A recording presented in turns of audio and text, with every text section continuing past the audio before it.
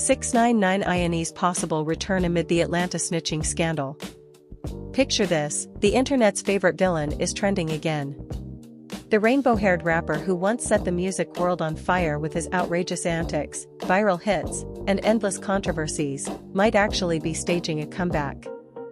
Yes, 6ix9ine, the man hip-hop once exiled for breaking the no-snitching code, is suddenly back in the conversation.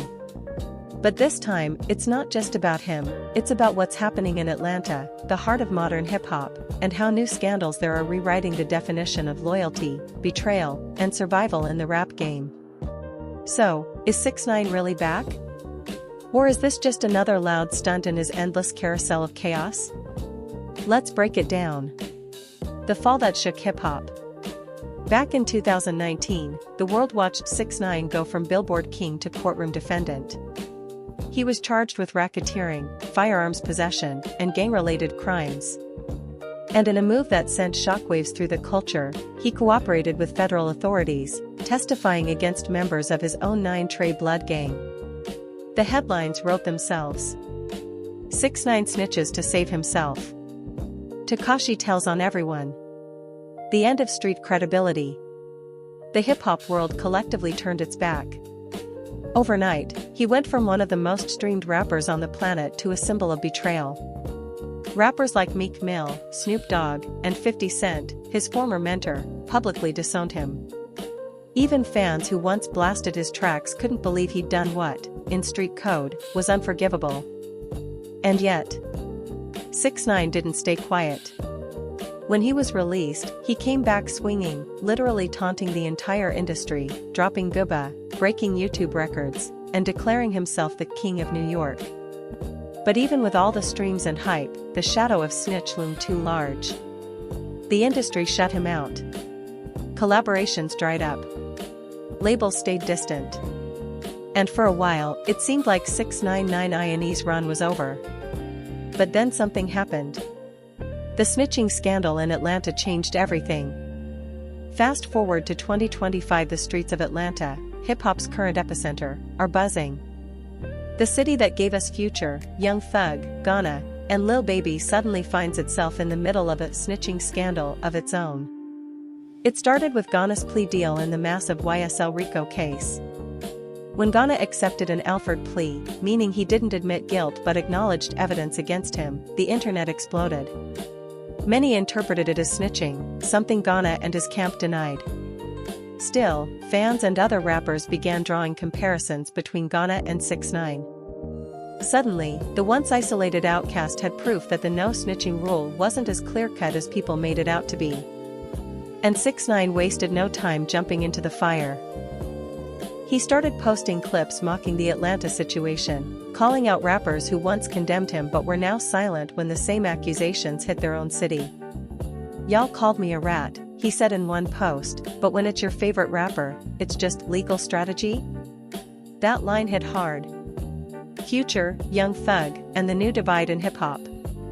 Here's where it gets even more interesting: the reactions from Atlanta's biggest names. Future, who has long represented the real street image in hip-hop, threw subtle shade without mentioning names. In a cryptic post, he said, "The streets ain't for everybody, and everybody ain't for the streets." Fans instantly linked it to Gunna's situation, and indirectly, to the whole 6ix9ine comparison. Meanwhile, Young Thug, still dealing with his YSL legal battles, reportedly expressed frustration behind the scenes about the narrative being twisted.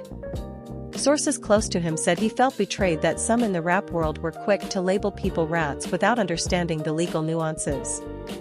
Then came the ultimate twist: some Atlanta artists quietly started reposting 6ix9ine INE's comments, not in support of him directly, but as a way to highlight the double standards in the culture. For years, 6ix9ine had been the only rapper publicly crucified for cooperating. But now that big names were being questioned, people weren't so loud. And that's where the tide started turning. The shift, when snitching became complicated.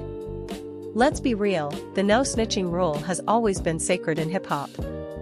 It's a symbol of loyalty, a moral code born from street survival. But 6ix9ine INE's case, and now the Atlanta saga, exposed how flexible that code becomes when money, fame, and lawyers are involved. In the 90s and early 2000s, snitching was a death sentence for your career. But now? Fans care more about music and entertainment than ethics. Take Gunna, for example. Despite being called out online, his recent releases still charted. Shows sold out. Fans screamed his lyrics louder than ever. And that's where 6ix9ine sees his opportunity.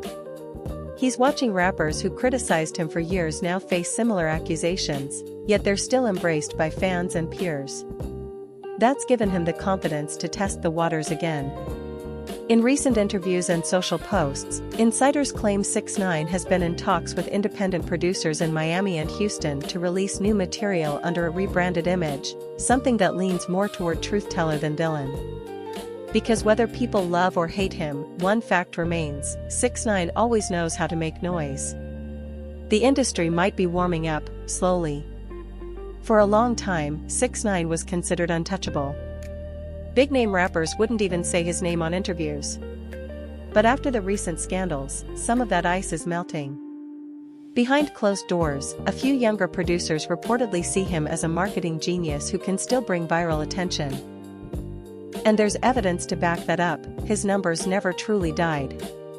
Even with no mainstream radio play, his videos rack up millions. Clips of his rants trend instantly. His name still drives engagement like few others. In short, he's still relevant, even when people pretend he isn't.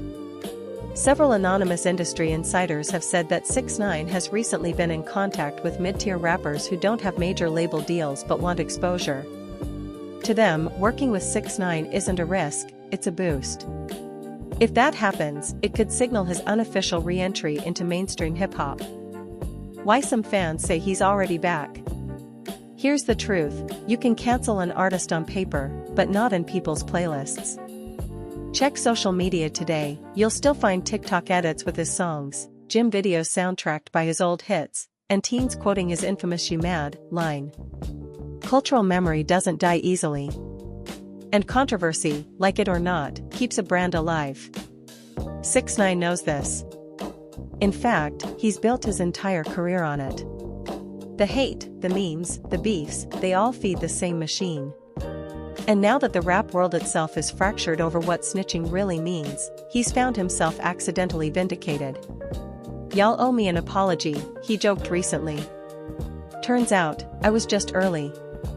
It was meant to be funny, but deep down, a lot of people knew he wasn't entirely wrong. The rap game's new reality: morality versus popularity. The most fascinating part of this whole saga isn't just 6ix9ine's attempted comeback, it's what it says about hip-hop culture in 2025. There was a time when authenticity ruled everything. Now, virality does. Fans don't always care if you're real. They care if you're interesting. 6ix9ine represents the modern shift, the influencer era of rap, where chaos equals clout. Whether he's beefing, trolling, or exposing hypocrisy, he stays relevant by staying loud. The Atlanta scandal has shown that the no-snitching narrative is bending under modern pressure.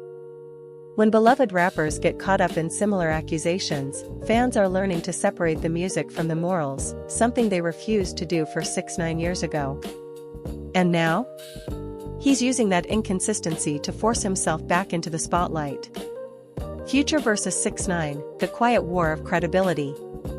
Though Future never mentions 6ix9ine by name, he's clearly aware of how the younger rapper uses controversy. Sources close to both camps suggest there's mutual dislike, especially since 6ix9ine publicly mocked Future's lyrics about loyalty and authenticity. In one of his live streams, 6ix9ine laughed while quoting Future's "I'm solid, I'll never tell" line, saying, "Everybody's solid until they get hit with 25 to life." That clip alone went viral. It reignited the debate about what loyalty really looks like when the stakes are life and death. And while Future ignored him publicly, fans took notice.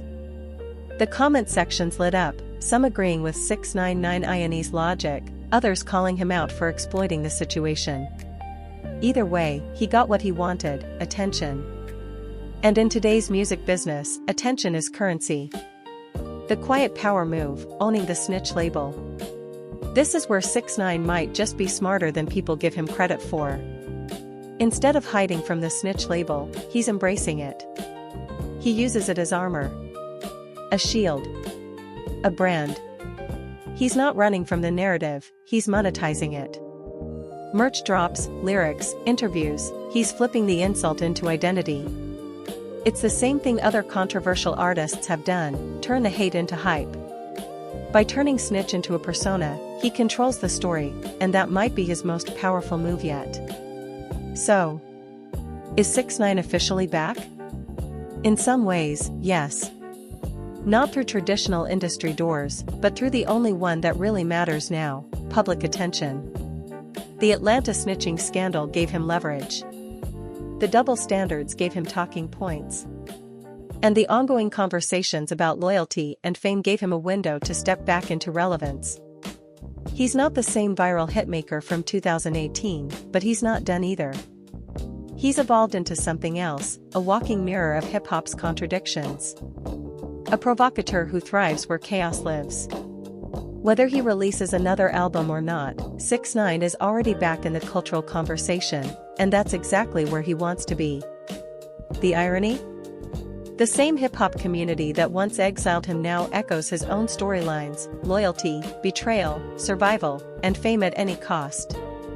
So while rappers like Future, Young Thug, and others battle to protect their reputations amid legal and public scrutiny, 6ix9ine sits in the shadows, smirking, not because he's clean, but because for the first time in years, he's no longer the only one being called a rat. And in that twisted sense, he's already won.